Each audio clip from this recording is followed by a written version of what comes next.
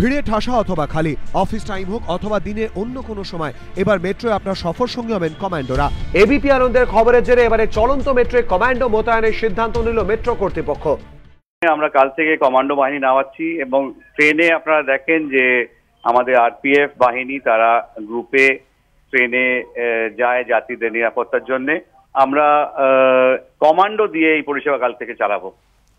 Metro সূত্রের খবর, 5টি দলে ভাগ হয়ে 3 শিফটের নিরাপত্তার দায়িত্বে থাকবেন কমান্ডোরা। কেন এই সিদ্ধান্ত?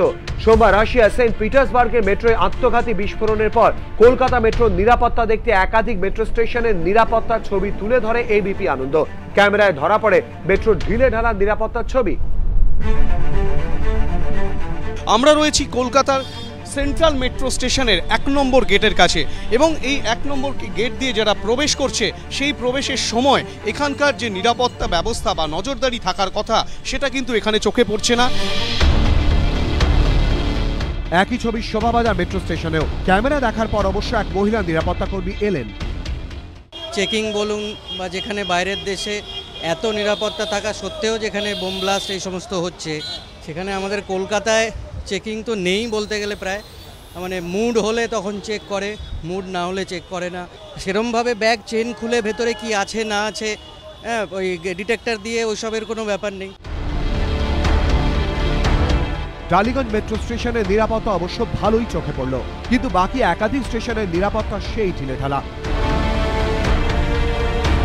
যেমন নেতাজি ভবন, দেখা নেই কোনো নিরাপত্তারক্ষী, স্টেশনের 2টি গেটই ফাঁকা। ব্যাগ চেক করা তো এমনি নর্মাল ডেতে লেডিস পার্স তো চেক করে না, কোনো বড় ব্যাগ বা হেভি ব্যাগ থাকলে তখন ওরা চেক করে। বিপদ তো হতেই পারে, এমন মানে ফাঁকা টাইমে থেকে অফিস টাইমে বেশি প্রয়োজন সিকিউরিটির, কারণ তখন বেশি লোকজনের রাস্তা থাকে, তখন আরও বিপদের সম্ভাবনাটা বেশি।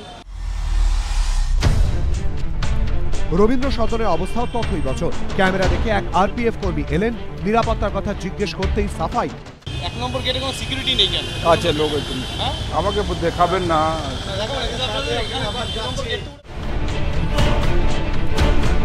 ব্যস্ততম মেট্রো স্টেশনগুলির মধ্যে অন্যতম এসপ্ল্যানেড। 2টি গেটের মধ্যে একটি গেটের নিরাপত্তা রক্ষীর দেখা মিললেও অন্য গেটটি ফাঁকা। এই ছবি উঠে আসতেই তৎপর হয় মেট্রো কর্তৃপক্ষ। আপনি যা দেখিয়েছেন আমাকে, আপনার সেটা ভালোই ঠিকই দেখিয়েছেন।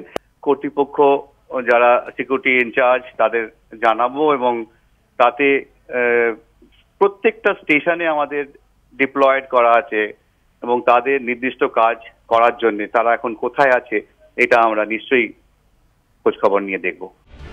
এরপরেই কমান্ডো নিয়োগের সিদ্ধান্ত মেট্রোর। হিন্দল দে ও পার্থ প্রতিম ঘোষ, এবিপি আনন্দ, কলকাতা।